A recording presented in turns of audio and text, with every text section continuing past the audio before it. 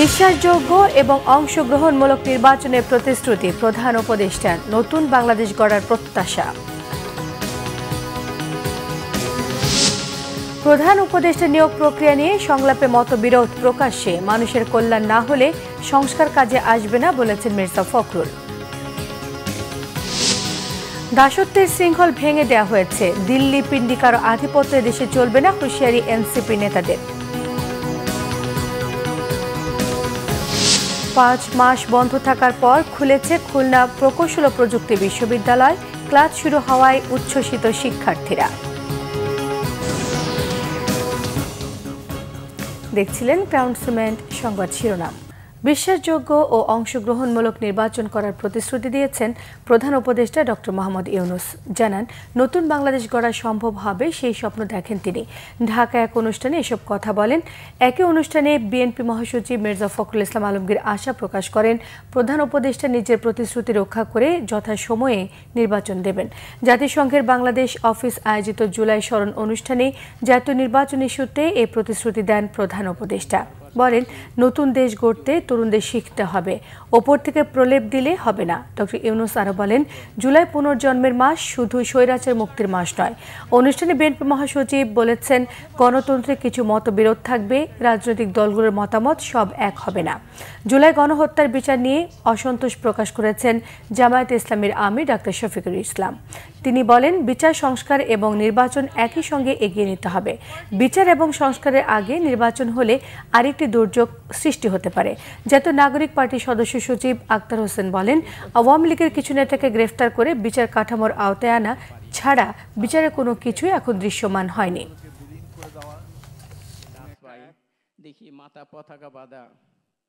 মুখের ভাষার একতা না,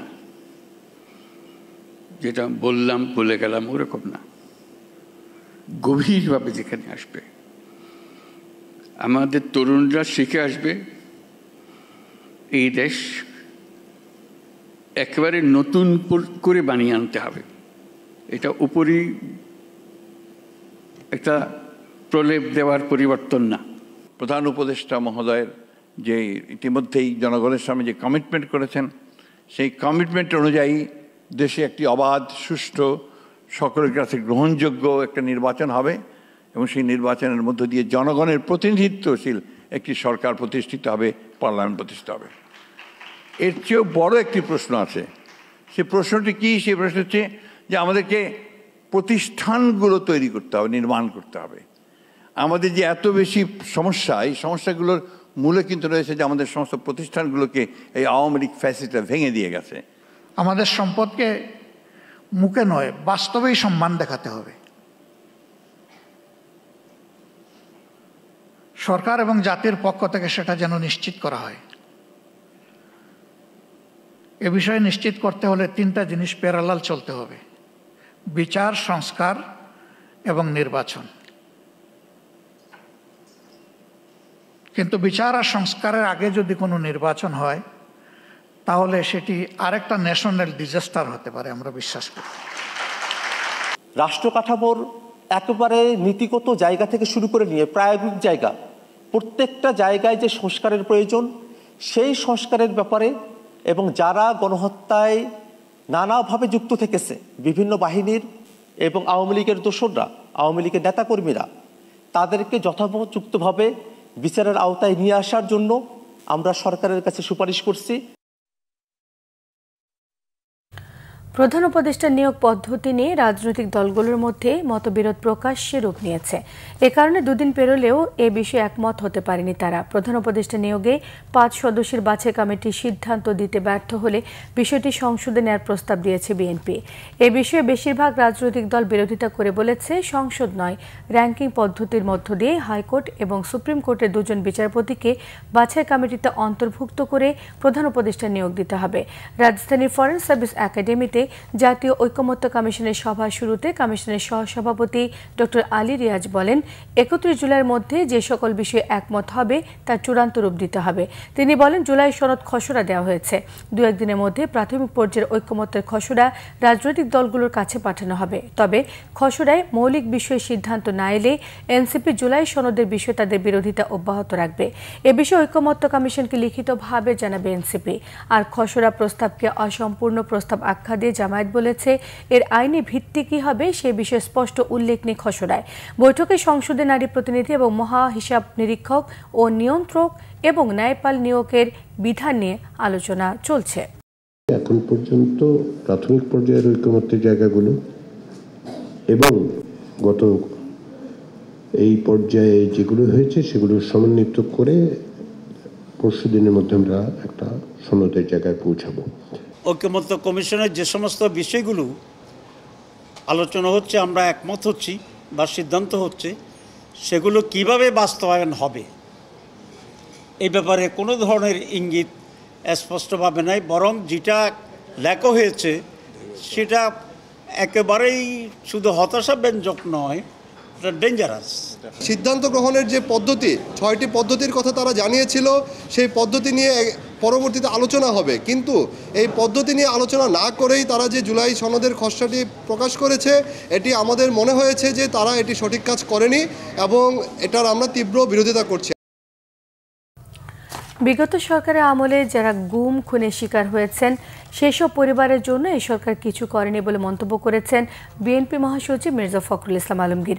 আমরা বিএনপি ও মায়েডাকের যৌথ উদ্যোগে গণতান্ত্রিক পদযাত্রায় শিশু শীর্ষক পথযাত্রা ও শহীদ পরিবারের সম্মাননা অনুষ্ঠানে তিনি মন্তব্য করেন। বলেন, মানুষের কল্যাণে না এলে সংস্কার কোনো কাজেই আসবে না।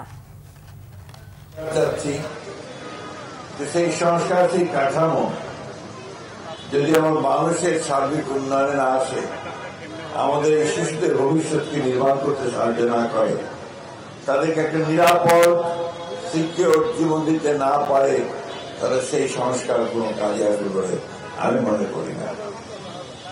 আমি আশা করব যে আমাদের অন্তর্বর্তীকালীন সরকার তারা দেরিতে বিলম্ব হলেও তাদের পুনর্বাসনের জন্য, তাদের যে কষ্ট, তাদের বাবাকে খুঁজে পাওয়ার, তাদের আত্মীয়কে খুঁজে পাওয়ার, ভাইকে খুঁজে পাওয়ার যে বেদনা বা আত্মী, সেটাকে মূল্য দিয়ে সেই গুরুত্ব দেবেন। জাতীয় নাগরিক পার্টির নেতারা বলেছেন, দিল্লির দাসত্ব ও গোলামি বন্ধ করার জন্যই এদেশে জিনজির ভেঙে দেওয়া হয়েছে। পিন্ডি বা দিল্লি কারো আধিপত্য এখানে চলবে না। টাঙ্গাইলে পদযাত্রা শেষে দুপুরে শহরের নিরালা মোড়ে কেন্দ্রীয় শহীদ মিনার চত্বরে সমাবেশে বক্তব্যে এনসিপি নেতারা এসব কথা বলেন। অভিযোগ করেন, মানুষের ওপর নানা জুলুম অত্যাচার করেছে বিগত ফ্যাসিস্ট সরকার। মাওলানা ভাসানীর জীবনচিত্র তুলে ধরে তার পথ অনুসরণ করে দেশকে এগিয়ে নেওয়ার কথা বলেছেন এনসিপি নেতারা। বলেন, গণ অভ্যুত্থানে ছাত্র সমাজের যে ভূমিকা ছিল, আগামীর বৈষম্যহীন বাংলাদেশ বিনির্মাণেও তাদের সেই ভূমিকা থাকবে। সমাবেশে বক্তব্য রাখেন দলের নাহিদ ইসলাম, হাসনাত আবদুল্লাহ, সার্জিস আলম, উপস্থিত ছিলেন সামান্তা শারমিন, ডাক্তার তাসনিম জারা সহ অন্যান্যরা। দিল্লির দাসত্ব করার জন্য নয়, দিল্লির গোলামি করার জন্য নয়, যারা এই বাংলাদেশের স্থপতি তাদেরকে দিয়ে এই বাংলাদেশের জাতির পিতা শুধু একজন ব্যক্তিকে ঘোষণা করা হয়েছে, একজন ব্যক্তিকে পূজা করা হয়েছে গত 54 বছর ধরে।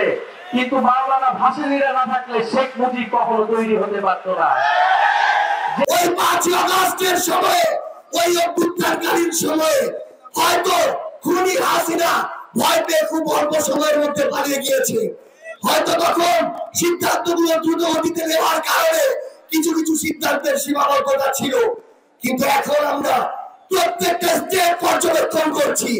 কোন মিডিয়া কার হয়ে কাজ করছে, কোন প্রশাসন জনগণের উদ্দেশ্য সার্ভ না করে ব্যক্তি বা দলীয় বা গোষ্ঠীর উদ্দেশ্য সার্ভ করছে, আমরা প্রত্যেকটা বিষয় পর্যবেক্ষণ করছি। আইন উপদেষ্টা ডক্টর আসিফ নজরুল বলেছেন, জুলাই আগস্ট গণহত্যার বিচার নিয়ে হতাশ হবার কিছু নেই। বর্তমান সরকারের আমলে এই বিচারের রায় পাওয়া যাবে। জুলাই পুনর্জাগরণের অনুষ্ঠানমালার অংশ হিসেবে জুলাই আগস্ট গণহত্যার বিচার নিয়ে মঙ্গলবার বিচার প্রশিক্ষণ ইনস্টিটিউটে আলোচনা সভার আয়োজন করে আইন মন্ত্রণালয়। এতে অংশ নিয়ে বন ও পরিবেশ উপদেষ্টা সৈয়দ রেজওয়ান হাসান বলেন, দীর্ঘদিন বিচারহীনতার সংস্কৃতির মধ্যে থাকায় গণহত্যার বিচার নিয়ে মানুষের মধ্যে সন্দেহ দেখা দিয়েছে। তিনি বলেন, জুলাই হত্যার নির্দেশদাতাদের অনেকে পালিয়ে গেছে, তাই অনেককে বিচারে মুখোমুখি করতে না পারাটা আফসোসের বিষয়। আইন উপদেষ্টা আসিফ নজরুল জানান, তাদের অনেক ব্যর্থতা আছে, কিন্তু বিচার করার বিষয়ে আন্তরিকতা নিয়ে কেউ যেন প্রশ্ন না তোলে। আলোচনায় অংশ নিয়ে চিফ প্রসিকিউটর তাজুল ইসলাম আশাবাদ ব্যক্ত করে জানিয়েছেন, ডিসেম্বরের মধ্যে টপ কমান্ডারদের বিরুদ্ধে মামলা রায় পাওয়া যাবার। যদিও সরকারের কিছু ব্যর্থতার কথা তুলে ধরেছেন আমার দেশের সম্পাদক মাহমুদুর রহমান। ঢাকা বিশ্ববিদ্যালয় কেন্দ্রীয় ছাত্র সংসদ ডাকসু এবং হল সংসদ নির্বাচনের তফসিল ঘোষণা করেছে ডাকসু নির্বাচন কমিশন। তফসিল অনুযায়ী আগামী 9 সেপ্টেম্বর ভোট গ্রহণ অনুষ্ঠিত হবে। 6 বছর পর ডাকসু নির্বাচনে ভোট হতে যাচ্ছে। ডাকসুর তফসিল ঘোষণা করছি। ঢাকা বিশ্ববিদ্যালয় কেন্দ্রীয় ছাত্র সংসদ ডাকসু নির্বাচন 2025 তফসিল ঘোষণা 29 জুলাই 2025 মঙ্গলবার বিকেল 4টা। খসড়া ভোটার তালিকা প্রকাশ 30 জুলাই 2025 বুধবার। খসড়া ভোটার তালিকা আপত্তি গ্রহণের শেষ তারিখ 6 আগস্ট 2025 বুধবার বিকেল 4টা পর্যন্ত। ভোট গ্রহণের তারিখ ও সময় 9 সেপ্টেম্বর 2025 মঙ্গলবার সকাল 8টা থেকে অপরাহ্ন 3টা পর্যন্ত। ছাত্র রাজনীতি বন্ধের দাবিতে সংঘর্ষের জেরে 5 মাস বন্ধ থাকায় খুলনা প্রকৌশল ও প্রযুক্তি বিশ্ববিদ্যালয় আজ খুলেছে। শুরু হয়েছে ক্লাস। দীর্ঘদিন পর ক্লাসে ফিরতে পেরে উচ্ছ্বাস প্রকাশ করেছেন শিক্ষার্থীরা। তারা জানান, খুব অল্প সময়ে নোটিসে ক্লাস চালু হওয়ায় আর বৃষ্টির কারণে দূর দূরান্ত থেকে অনেক শিক্ষার্থী প্রথম দিন ক্লাসে উপস্থিত থাকতে পারেননি। এর আগে শিক্ষক শিক্ষার্থী সহ বিভিন্ন পক্ষের সঙ্গে আলোচনা শেষে সোমবার দুপুরে বিশ্ববিদ্যালয়ের ক্লাস শুরু এবং তদন্ত কার্যক্রম একই সঙ্গে চালু করার নির্দেশ দেন নতুন উপাচার্য অধ্যাপক ডক্টর মোহাম্মদ মাকসুদ হেলালি। 18 ফেব্রুয়ারি শিক্ষার্থীদের দুপক্ষের সংঘর্ষে পরিস্থিতি সামাল দিতে ক্লাস ও হল বন্ধ ঘোষণা করে কুয়েট কর্তৃপক্ষ। ওই দিন তৎকালীন উপাচার্য সহ কয়েকজন শিক্ষক লাঞ্ছিত হন শিক্ষার্থীদের হাতে। শিক্ষক লাঞ্ছনার ঘটনায় জড়িতদের বিচারের দাবিতে 4 মে থেকে একাডেমিক কার্যক্রম বর্জন করে শিক্ষক সমিতি। এরপর শিক্ষকরা আর ক্লাসে ফেরেননি।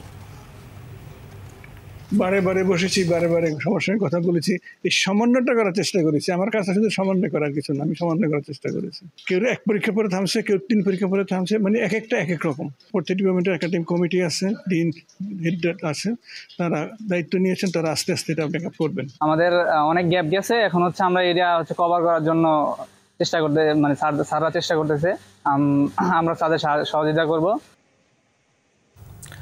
অনুমোদন ছাড়াই নামী চিকিৎসা কেন্দ্রে পরিণত হয়েছে রংপুরের মা ও শিশু জেনারেল হাসপাতাল।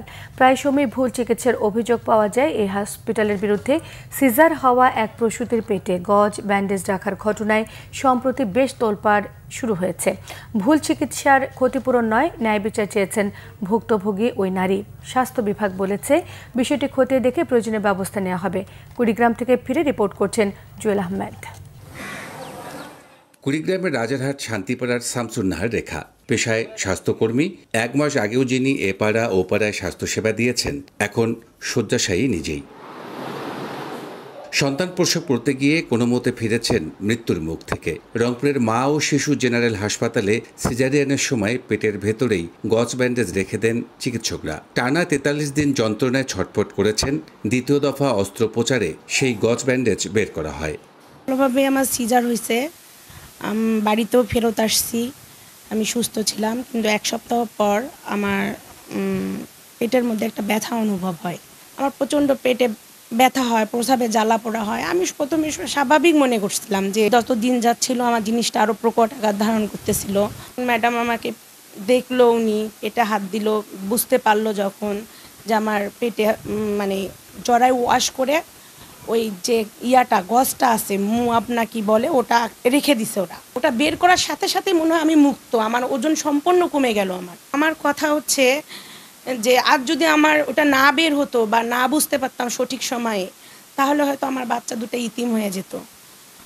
আর আমি এর জন্য কারো কাছে বিচার চাই না, কিন্তু আমি চাই আমার মতো যেন আর কারো না হয়, আর কারো যেন এরকম অপচিকিৎসায় মানুষ মৃত্যু না বরণ করে। প্রায় 1.5 মাসের তীব্র যন্ত্রণার কথা স্মরণ করে রেখা জানান, সন্তান প্রসবের আনন্দের সময় মৃত্যুর মুখোমুখি হতে হয়েছিল তাকে। স্বজনরা এ ঘটনার বিচার চেয়েছেন।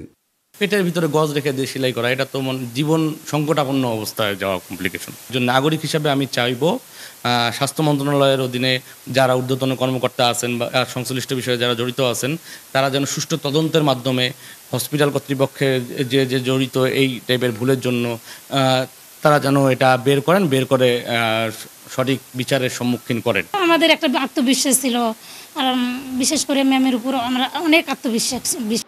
অভিযুক্ত চিকিৎসক লায়লা হোসনা বানুর দায়িত্বে অবহেলার বিষয়টি স্বীকার করলেও দায়ভার নিতে নারাজ হাসপাতাল কর্তৃপক্ষ। এ নিয়ে ক্যামেরার সামনে আসতে রাজি হননি, তবে ফোনে নিজেদের অবস্থান তুলে ধরেন হাসপাতালের পরিচালক। আর অভিযোগ খতিয়ে দেখার আশ্বাস দিয়েছে জেলা স্বাস্থ্য বিভাগ। এটা হচ্ছে আমাদের ম্যাডামের ভুল ম্যাডাম লায়লা হোসনা বানু, উনিও নিজেও স্বীকার করছে যে ম্যাডাম ফোন দিয়েছিল ওনাকে এই ব্যাপার এই বিষয়। এটা আমাদের হসপিটাল রিলেটেড না, এটার সঙ্গে কি ম্যাডাম হচ্ছে আমাদের পার্টনার, হসপিটাল পার্টনার। আর ম্যাডামের যত রোগী আছে সে ম্যাডাম নিজেই হ্যান্ডেলিং করে। উনি এখন পর্যন্ত আমাদের হসপিটালে সেই রোগী বিল পর্যন্ত এখন পর্যন্ত দেয়নি। এটা আসলে ডাক্তারেরই ছিল, কনফার্ম করা দরকার ছিল যে গজ ব্যান্ডেজ রয়ে গেল কিনা। তো এ ব্যাপারেও আমি আসলে দেখব যে কার দোষ কতটা এবং সেই অনুযায়ী ব্যবস্থা নেব ইনশাআল্লাহ।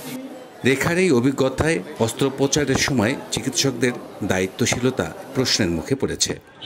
জুয়েল আহমেদ, বাংলা ভিশন, কুড়িগ্রাম। খাগড়াছড়ির বাঘাইছড়িতে United Peoples Democratic Front UPDF এর আস্তানায় অভিযান চালিয়েছে সেনাবাহিনী। এই সময় দুপক্ষের মধ্যে গুলি বিনিময় হয়, উদ্ধার করা হয়েছে বিপুল পরিমাণ অস্ত্র। নিরাপত্তা বাহিনী ও স্থানীয়রা জানায়, খাগড়াছড়ি রিজিয়নের পরিকল্পনা নির্দেশনায় রাঙ্গামাটি জেলার বাঘাইছড়ি ইউপিডিএফ প্রসিদ্ধ গ্রুপের আস্তানায় অভিযান চালায় সেনাবাহিনী। এই সময় প্রসিদ্ধ গ্রুপের সদস্যরা পালাবার চেষ্টা করলে দুপক্ষের মধ্যে ব্যাপক গুলি বিনিময় হয়। পরে তল্লাশি চালিয়ে ঘটনাস্থল থেকে সাব মেশিন গান, বন্দুক, এলজি ও স্পাই ক্যামেরা, সানগ্লাস সহ বিপুল পরিমাণ অস্ত্র উদ্ধার করা হয়েছে। ভোরে এই অভিযান পরিচালনা করেন খাগড়াছড়ি রিজিয়নের আওতাধীন বাঘাইহাট জোন অধিনায়ক লেফটেন্যান্ট কর্নেল মোহাম্মদ মাসুদ রানা এবং second in command major Faisal Amir Mohammad তারিক।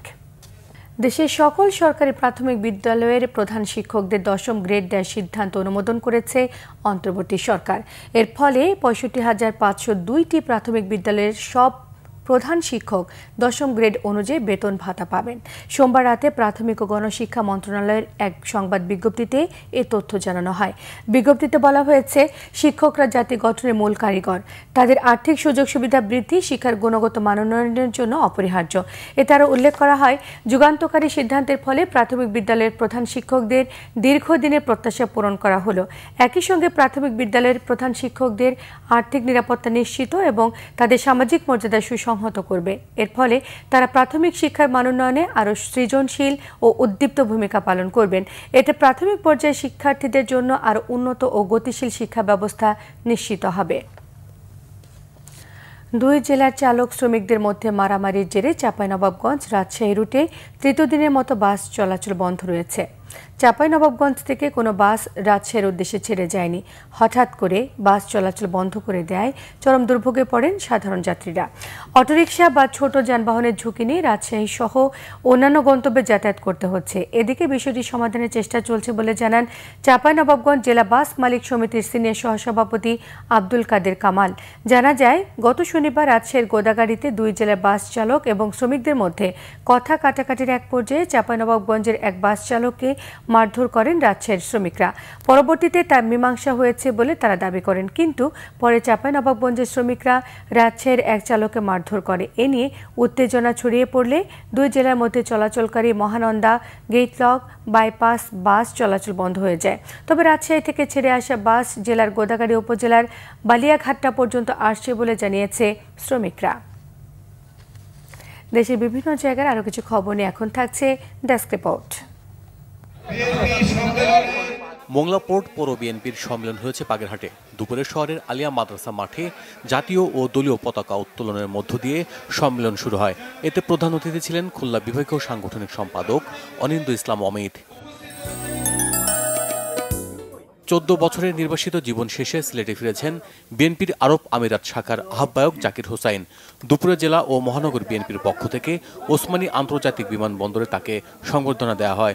উপস্থিত ছিলেন জেলা বিএনপির সভাপতি আব্দুল কায়ুম চৌধুরী ও সাধারণ সম্পাদক অ্যাডভোকেট ইমরান আহমেদ চৌধুরী সহ অন্যরা। খাগড়াছড়ি দীঘিনালায় 5 শতাধিক রোগীকে বিনামূল্যে চিকিৎসা সেবা দিয়েছে সেনাবাহিনী। দুর্গম পোমাং পাড়া সরকারি প্রাথমিক বিদ্যালয় মাঠে স্থানীয়দের চিকিৎসা সেবা দেন 5 ফিল্ড অ্যাম্বুলেন্সের মেডিসিন বিশেষজ্ঞ মেজর মোহাম্মদ মোজাম্মেল হোসেন সহ অন্যরা। মাইলস্টোন স্কুল অ্যান্ড কলেজে বিমান বিধ্বস্তের ঘটনায় নিহত অফিস সহকারী মাসুমা বেগমের সমাধিতে শ্রদ্ধা জানিয়েছে বিমান বাহিনী। ভোলার বোরহান উদ্দিনে বাহিনীর প্রধানের পক্ষ থেকে শ্রদ্ধা নিবেদন করেন উইং কমান্ডার ABM সরোয়ার জাহান। সাভার আশুলিয়ায় জুলাই অভ্যুত্থানে অংশগ্রহণকারী শিক্ষা প্রতিষ্ঠান ও শহীদ পরিবারদের সংবর্ধনা দিয়েছে জাহাঙ্গীরনগর বিশ্ববিদ্যালয় প্রশাসন। দুপুরে জহির রায়হান মিলনায়তনে এতে বক্তব্য রাখেন বিভিন্ন শিক্ষা প্রতিষ্ঠানের প্রধান শিক্ষক, শিক্ষার্থী ও শহীদ পরিবারের সদস্যরা। কুড়িগ্রামে জুলাই সংগঠক জুবাইরের হত্যার বিচারের দাবিতে বিক্ষোভ হয়েছে। দুপুরে চিলমারী উপজেলা পরিষদের সামনে সড়ক অবরোধ করে স্থানীয়রা, পরে প্রশাসনের আশ্বাসে অবরোধ তুলে নেন বিক্ষোভকারীরা। সপ্তাহব্যাপী বৃক্ষমেলার উদ্বোধন হয়েছে হবিগঞ্জে। সকালে র্যালি শেষে মেলার উদ্বোধন করেন জেলা প্রশাসক ডক্টর মোহাম্মদ ফরিদুর রহমান। পরে শহরের নিমতলায় আলোচনা সভায় সভাপতিত্ব করেন বিভাগীয় বন কর্মকর্তা হুমায়ুন কবির। রাজশাহী কৃষি উন্নয়ন ব্যাংকের সমস্যা ও সম্ভাবনা নিয়ে বিভাগীয় সেমিনার হয়েছে রংপুরে। স্থানীয় ব্র্যাক লার্নিং সেন্টারের হলরুমে এ আয়োজনে উপস্থিত ছিলেন ব্যাংকের ব্যবস্থাপনা পরিচালক ওয়াহিদা বেগম ও অন্যরা। তারুণ্যের উৎসব উপলক্ষে তরুণদের মাঝে ফলদ বৃক্ষ বিতরণ করা হয়েছে সাতক্ষীরায়। এতে প্রধান অতিথি ছিলেন কৃষি সম্প্রসারণ অধিদপ্তর খামারবাড়ি সাতক্ষীরার উপপরিচালক কৃষিবিদ সাইফুল ইসলাম। Bangla Vision news desk. সংবাদ শেষ করছি। ক্রাউন সিমেন্ট শিরোনামগুলো আরেকবার জানিয়ে দিয়ে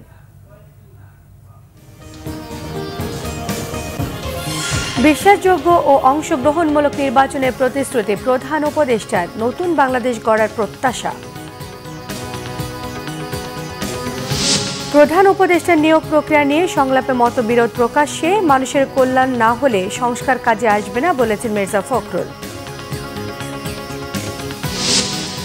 দাসত্বের শৃঙ্খল ভেঙে দেওয়া হয়েছে, দিল্লি পিণ্ডিকার আধিপত্য এদেশে চলবে না, হুঁশিয়ারি এনসিপি নেতাদের। 5 মাস বন্ধ থাকার পর খুলেছে খুলনা প্রকৌশল ও প্রযুক্তি বিশ্ববিদ্যালয়, ক্লাস শুরু হওয়ায় উচ্ছ্বসিত শিক্ষার্থীরা। এই ছিল এখনকার মতো। পরের সংবাদ সন্ধ্যে 7:30টায় দেখার আমন্ত্রণ রইল। এছাড়া বাংলা ভিশন সংবাদ ও সংবাদ সংশ্লিষ্ট অনুষ্ঠান দেখতে ভিজিট করুন www.bbnews24.com, facebook.com/বাংলাভিশন নিউজে সাবস্ক্রাইব করুন, youtube.com/বাংলাভিশনের সঙ্গে থাকায় সবাইকে ধন্যবাদ।